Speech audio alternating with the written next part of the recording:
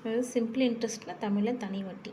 அதுக்கு என்னென்னா எஸ்ஐனா simple interest, பினா வந்து பிரின்சிபல், ஆர்னா ரேட் ஆஃப் இன்ட்ரெஸ்ட், டீனா வந்து காலம் டைம். சரிங்களா?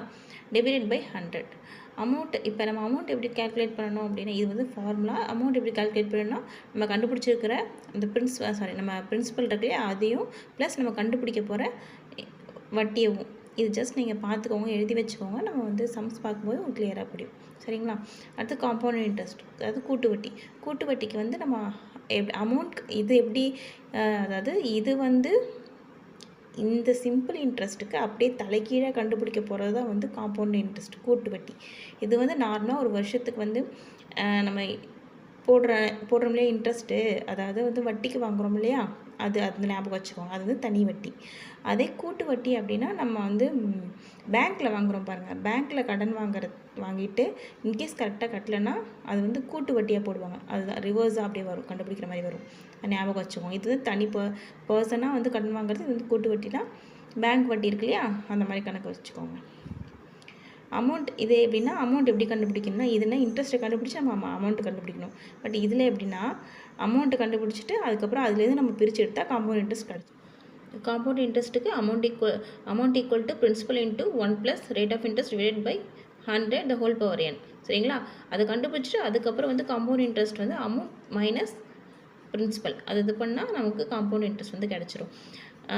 நம்ம இப்போ எப்படி போட போகிறோன்னா, நம்ம ஷார்ட்கட் மெத்தட் ஒன்றும் அதுக்கான ஒரிஜினல் மெத்தடும் போட போகிறோம். நமக்கு ஷார்ட்கட் எப்படி போகணுன்னு தெரியணும், ஒரிஜினல் மெத்தட் எப்படின்னு தெரியணும். சரிங்களா?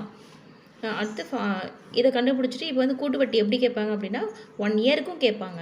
ஒரு சில கொஷின்ஸில் வந்து ஹாஃப் இயருக்கு எவ்வளோ அப்படின்னு கேட்பாங்க. ஹாஃப் இயருக்கு என்ன ஃபார்முலானா, அப்படியே இந்த சேம் ஃபார்முலா தான் இந்த பவரில் உள்ள n வந்து 2 × n அப்படின்னு போட போகிறோம். அது rate of interest rate divide by 2. சரிங்களா? அந்த மாதிரி ஃபார் குவார்ட்டர்லினா கால் பங்கு, அதாவது ஒரு 1 இயரில் 1/4 அப்படிங்கிறதால தான் rate of interest divided by 4 whole power 4 × n. சரிங்களா? சிம்பிள் இன்ட்ரெஸ்ட்டில் கொஷின் பார்ப்போம். ரூபாய் 25,000க்கு 8% வட்டி வீதம் 3 ஆண்டுக்கு தனி வட்டி என்ன அப்படின்னு கேட்குறாங்க. இதோட ஃபார்முலா ஆல்ரெடி நான் சொல்லியிருந்தேன். Simple interest equal to PNR divide by 100.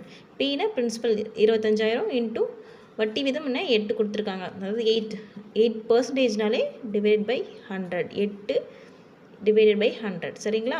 இங்கே இன்ட்டு 3 ஈக்குவல் டு, இதை எப்படி நமக்கு அது பண்ணால் 0 0 கேன்சல் ஆகிடுச்சு.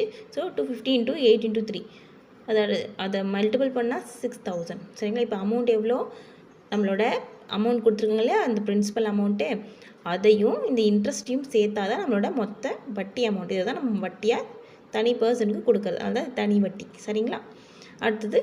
அடுத்த கொஸ்டின். அசோக் ஒரு குறிப்பிட்ட தொகைக்கு 10% வட்டியின் வீதம் 2 ஆண்டுகள் கழித்து 750 தனி வட்டியாக செலுத்தினார். அசல் மதிப்பு என்ன அப்படின்னு கேட்குறாங்க. இந்த தனி வட்டி இது பேசிக் மாடலுங்க. இதை நீங்கள் எப்படி கேட்டாலுமே இதான் ஃபார்முலா. இப்போ நமக்கு என்ன கொடுத்துட்டாங்கன்னா, வட்டியை கொடுத்துட்டாங்க. இவ்வளோ செலுத்தினால் அப்போ அசல் மதிப்பு என்னென்னு கேட்குறாங்க, பிரின்சிபலை கேட்குறாங்க. இதை உங்களுக்கு பார்த்தாலே புரியுது. ஸோ இந்த இடத்துல அப்படியே நீங்கள் 715 போட்டு ஈக்குவல் டு பிரின்சிபல் இருக்கிற இடத்துல question mark into 2 × 10 divide by 100. இதை அப்படியே இந்த கொஷின் மார்க் இந்த பக்கமே இருக்கட்டும். நம்ம கண்டுபிடிக்கிறது 750 × 100. இது அப்படியே தலைக்கீழாக போகுமா? அப்போ 100 டிவைட் பை 2 × 10. இதை இப்போ அடித்து போடுங்க. அடித்து போட்டால் எவ்வளோ ஆகும்? 750 × 5, 750 × 5 3750. ஸோ அதுதான் ஆன்சர். சரிங்களா? அதுதான் வந்து நம்ம கேட்டிருக்க அசல். எத்தனை ஆண்டுகளில் ரூபாய் 5,600 ஆண்டுக்கு 6% தனி வட்டி வீதத்தில் 6,720 உயரும்னு கேட்குறாங்க. இது எப்படின்னா, அசல் பேசிக் அசல் கொடுத்துட்டாங்க. அது வந்து 6,720 எந்த வருஷம் மாறும் அப்படின்னு சொல்லிட்டு கேட்குறாங்க. சரிங்களா? எத்தனை பர்சன்டேஜ்? 6% வட்டியில். முதல்ல என்ன பண்ணிக்கலாம்னா, நம்ம இதில் உள்ள எவ்வளோ வட்டி இருக்குதுன்னு இதை முதல்ல நம்ம வந்து மைனஸ் பண்ணி எடுத்துக்கலாம். இது ஒரு ஷார்ட்கட் மெத்தட். சரிங்களா? நம்ம அப்படியே மைனஸ் பண்ணி எடுத்துக்கிட்டு இப்போ நம்ம சிம்பிள் இன்ட்ரெஸ்ட் இந்த பக்கம் வச்சுப்போமா, எஸ்ஐ ஈக்குவல் டு பினா டிவைட் பை 100 அந்த ஃபார்மேட்டில் எல்லாமே சப்ஸ்டியூட் பண்ணிவிட்டு நம்ம நமக்கு என்ன கேட்கணும், எத்தனை வருஷம்னு கேட்குறாங்க. சரிங்களா? இப்போ இந்த வருஷத்தை இப்படி வச்சுட்டு இதெல்லாமே வந்து இந்த பக்கம் கொண்டு போயிட்டால் 120 டிவைடட் 1120 டிவைட் பை 56 × 6 அதை அப்படியே அடித்து போட்டிங்க அப்படின்னா 10 டிவைட் பை 3 வரும். அப்படியே நமக்கு வந்து ஃப்ராக்ஷனாகவே தான், எங்கேயோ எல்லாம் வந்து ஃப்ராக்ஷனாகவே தான் வந்து வரும். சரிங்களா? அடுத்து 4th கொஷின். அசல் 46,000ஐ ஒரு ஆண்டு 9 கால மாதத்திற்கு பிறகு தனிவட்டி மூலம் மொத்த தொகையாக ரூபாய் 52,440 ஆக உயர்ந்தது எனில் வட்டி வீதம் என்ன அப்படின்னு கேட்குறாங்க. ஒரு சில கொஸ்டின்ஸை வந்து ஆப்ஷன்ஸ் வச்சு நம்ம வந்து ஷார்ட்கட்டில் போடலாம். சரிங்களா? இந்த ஆப்ஷன்ஸ்லேருந்து நம்ம சூஸ் பண்ணி சப்ஸ்டியூட் பண்ணுற மாதிரி நம்ம கண்டுபிடிக்கலாம். இது ஒரு மெத்தட். சரிங்களா? இதுலேயுமே என்னென்னா இந்த கால இடைவெளியில் எதுவுமே கொடுத்துருந்தாங்க அப்படின்னாலே நம்ம எவ்வளோ அசல் நம்ம வந்து அதிகமான உயர்ந்திருக்கிறதோ அதையும் நம்மளோட அசலையும் மைனஸ் பண்ணி அதை வட்டி என்னன்னு நம்ம வந்து கண்டுபிடிச்சி வச்சுக்கிட்டு இப்போ என்ன பண்ண போகிறோம்னா இதை அப்படியே மறந்துடலாம். பழைய ஸ்டெப். இப்போ அடுத்து பழைய ஸ்டெப் என்ன? அசல் என்ன? 46,000 இன்ட்டு எத்தனை பர்சன்டேஜ் நமக்கு? இந்த பர்சன்டேஜ் இது நம்ம கண்டுபிடிக்க போது வட்டி விதம் தான். இதை வந்து ஃபஸ்ட்டு நம்ம 8 சப்ஸ்டியூட் பண்ணி பார்ப்போம். 8 சப்ஸ்டியூட் பண்ணி இது வெரிஃபை ஆகிடுச்சுன்னா ஓகே. ஒருவேளை வெரிஃபை ஆகலன்னா அடுத்த நம்ம வந்து நம்ம சூஸ் பண்ணிக்கலாம். சரிங்களா? 8 டிவைடட் பை 100 ஈக்குவல் டு 3,680. இது வந்து ஒரு வருஷத்தோட வட்டி. சரிங்களா? இது ஒரு வருஷத்தோட வட்டி.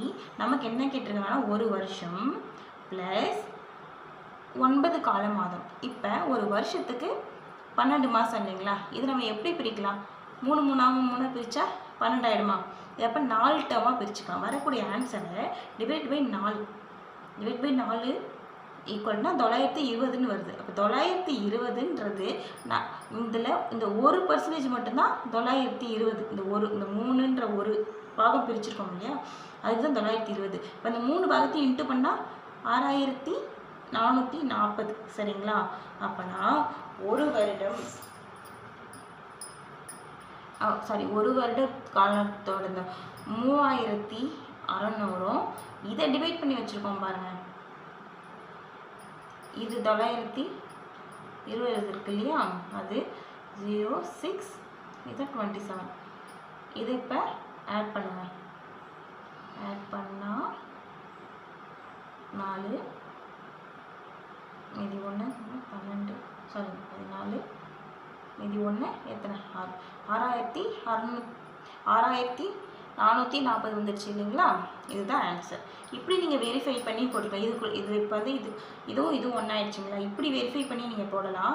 அப்படி இல்லை அப்படின்னா இந்த ஃபார்முலா மூலிமா சப்ஸ்டியூட் பண்ணி போடலாம். இது ஒரு ஷார்ட்கட் மெத்தட். சரிங்களா? எக்ஸாமில் நம்ம போடுறதுக்கு வந்து மேக்ஸிமம் அடிஷன் சப்ராக்ஷன் இதுதான் அடிஷன் சப்ராக்ஷன் மல்டிப்ளிகேஷன் இதுதான் கடகடன்னு வரும். மற்றபடி ஃபார்முலா இதில் சப்ஸ்டியூட் பண்ணுவோம், ஃபார்முலா அதில் சப்ஸ்டியூட் பண்ணணும் அப்படின்றது ஞாபகம் வராது. அதனால இந்த மாதிரி ஒரு அடுத்தது தனி வட்டியில் ஒரு அசல் 10 ஆண்டுகளில் 2 மடங்கு ஆனால் அந்த அசல் 3 மடங்காக மாறுவதற்கு அல்லது உயர்வதற்கு எத்தனை ஆண்டுகள் ஆகும் அப்படின்னு கேட்டிருக்காங்க. இந்த மாதிரி மடங்குன்னு வந்துச்சுனாலே நம்ம என்ன பண்ணுவோம்னா அது ஒரு ஃபார்முலா இருக்குது. பட் இருந்தாலும் இது வந்து ஒரு ஷார்ட்கட் மெத்தட் மாதிரி x - 1 × 100 டிவைடட் பை n அப்படின்னு ஞாபகம் வச்சுக்கோங்க. சரிங்களா? x - 1 அதாவது என்ன அசல் கொடுத்துருக்காங்க? 2 மடங்கிலிருந்து 3 மடங்கு ஆவதற்கு எத்தனை ஆண்டுகள் பிடிக்கும்னு கேட்டிருக்காங்க. இதில் இந்த எவ்வளோ ஆகுதுன்னு கேட்குறாங்களே. அப்போ 3 - 1 divide by 2 - 1 into 100 divide by 100. சரிங்களா? இதுக்கு அதாவது 3 அப்படிலாம் சப்ஸ்டியூட் பண்ணுங்கள். 3 - 1 இந்த எண்ணுங்கிறது லாஸ்ட்டாக இங்கே வந்துடும். சரிங்களா? 3 - 1 இன்ட்டு 100 மேலே உள்ளது. அதுக்கப்புறம் 2 - 1 இன்ட்டு 100. அதுதான் நான் இப்படி போட்டிருக்கேன். the whole divided by 10. சரிங்களா? இது நம்ம இதில் இது ஒன்று மைனஸ் பண்ணால் 2 டிவைட் பை 1 பை 10. சரிங்களா? இது அப்படியே ரிவர்சிபிள் ஆகும். ரிவர்சிபிள் ஆகும்போது 2 × 10 20 இயர்ஸ். சரிங்களா?